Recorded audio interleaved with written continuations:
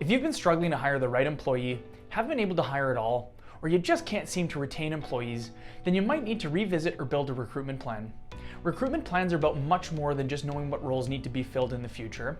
They're an opportunity to align company goals and skill gaps with your hiring efforts to strategically plan for the year ahead.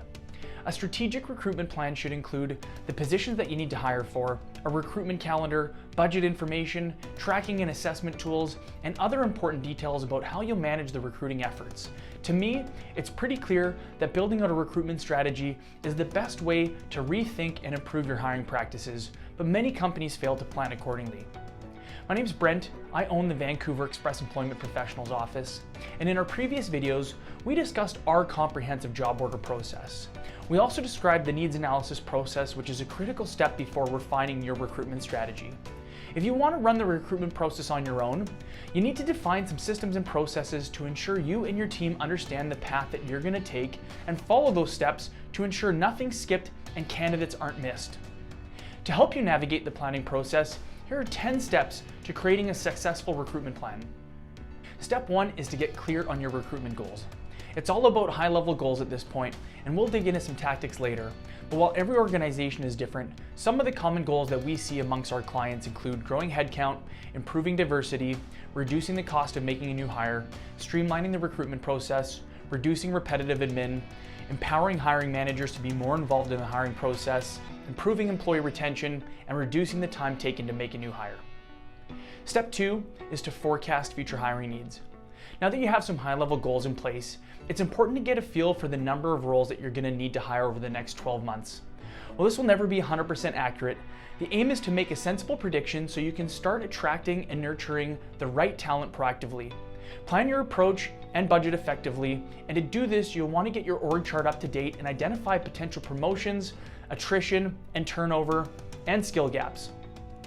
Step 3 is to consider creating a hiring plan and a recruitment calendar. If you can put your analysis into practice, you should be able to estimate how many people each department will need and figure out when they're needed. This will help you plan and anticipate future needs in time to prepare for them. For example, if you need to fill a role in Q3, you may need to start your preparation in Q2 to make sure that you fill the position in time. With this information, you can build out a full recruitment calendar for the year. This should include the positions that you need to hire for every quarter, the total headcount for each department, and a hiring timeline for when each round of hiring should begin. Step 4 is to create or revisit your mission, vision, culture, and employee value proposition. In a competitive market for the best candidates, the organizations that will win are the ones that are clear about why someone would choose or not choose to work for them over a competitor. This is known as the employee value proposition, and when you're on the inside of a company, it's easy to see all the good and bad things about working there. You know what the team's like, what the expectations are, and what kind of person works well within the organization. You can also see when a new hire is going to fit right in, or equally, if you don't think that they're going to last more than a few months. But when you're an applicant, things like the look and feel of an office, team diversity, and the culture are not obvious. That is, unless the employer makes a real effort to communicate these things up front, and the employers that do make the most successful hires. No one wants to accept a job only to find that the job is entirely different from what they thought it would be. It's disappointing, it's a letdown, and it leads to high turnover. It's a waste of time for everyone, and as an employer, it's your responsibility to make sure you're not only attracting the right people, but that you're being very clear about what it's really like within your organization. When candidates understand what your business is really like, you'll attract the right people, and your new hires won't have a huge shock on their first day. Step 5 is to get clear about the types of candidates you want to attract. Are there specific skills or product knowledge requirements? How does aptitude and motivation rank? What values do your most successful team members share? And what kind of person tends to work well in your company historically versus some who don't? If you had to identify common themes between your star recruits, what would they be?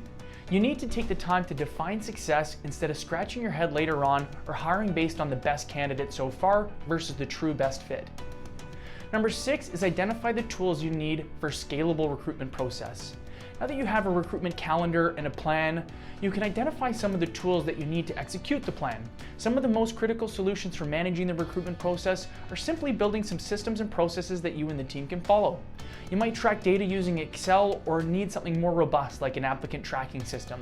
You'll need accounts on various job boards, and you should consider some pre-employment assessment and screening tools. These tools will help your team organize and streamline your company's hiring efforts, automate time-consuming tasks, and improve the candidate screening process and the applicant experience. Step 7 is refining your selection process. There are several things to get right here, and you need to ensure your selection process gives every candidate a fair chance and ensures that your best candidates stay engaged. Once you post a job and hopefully open the floodgates of resumes, you need to act quickly to ensure great talent doesn't get missed, as the best people get snapped up quickly. In our office, we consider it a service fail if a resume hasn't been reviewed in 24 hours, and we suggest you do the same. You need to ask who's going to be reviewing resumes, how to determine who gets called for pre-screen questions, what questions will be asked, what qualifies someone to be asked in for an interview, how many interviews are you planning on having, who's going to check references and at what stage, back checks, personality assessments, who's going to put offers forward and negotiate them, when will the start dates be, who's going to train and onboard. You need to make sure you're a bit flexible through the process, but I highly recommend that you define the ideal process as best you can before you open the door. Step 8 is to build out your budget and understand your recruitment costs. A well-planned recruitment budget will help give you guidelines to reassess your search if you're overspending. You should try and budget and estimate how much your recruitment costs are going to be for the year ahead. Bear in mind there are various costs involved in the recruitment process that you'll need to account for in your budget. Some of the common recruiting costs include advertising on job boards and social media, attending job fairs and campus recruiting, recruitment technology, employer branding expenses, background checks, and drug tests. In my opinion, some of the greatest costs are the hardest to define and track, which are your time spent on this process and the in-house salaries and benefits of the internal team involved in the process. This is by far one of the greatest overlooked costs. If you have 100 employees, then you likely have an internal HR person or team to manage this process, and it's easy to track those internal costs. If you're at this size and you don't have an internal HR team, this might be worth considering. If you're a small to medium business with less than 100 people, then you need to understand the investment the process will take and whose responsibility these tasks are going to become. This is where we become a popular choice, as there are costs associated with hiring through an agency. However, we can save you and your team countless hours, allowing you to continue focusing on the revenue generating activities that drive growth. Step 9 is define what happens after the job is accepted. The best recruitment plans don't stop at the job offer. As you wrap up your plan, define what will happen after the job's accepted, who's going to take care of pre-boarding and onboarding. By answering these questions in advance and having a plan in place, you can make a seamless transition from the candidate to the employee. You need to design an onboarding process that sets a candidate up for success, and if your onboarding plan isn't up to snuff, you're likely going to lose some awesome talent that you've put so much effort into attracting. 10 is learn and optimize. Learn and optimize your plan as you go. You should leverage new hire feedback and analytics to review your recruitment plan and optimize it accordingly. Ask for feedback or send out anonymous surveys to collect feedback from the new hires. How was the interview process and the selection process? What part of the process was done really well in their opinion, and what could have been done better? A recruitment plan should be the ultimate guide for your recruitment efforts, and it may take time and effort to create one. However, don't think it's final once it's finished. You should always be adapting and optimizing your plan based on the business needs and how they fluctuate over time.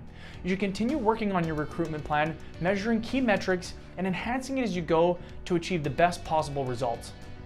Whether you partner with Express or you run the process on your own, please either take the time to go through this process before moving forward with your recruitment strategy, or let us do it for you. It's so important that we never start a search without doing all 10 of these steps. Thanks again for tuning in. If you'd like more info on Express, please visit our website, our Facebook page, or our LinkedIn, which are all linked below, and feel free to reach out with a call, email, or text and ask us any questions about your next hire.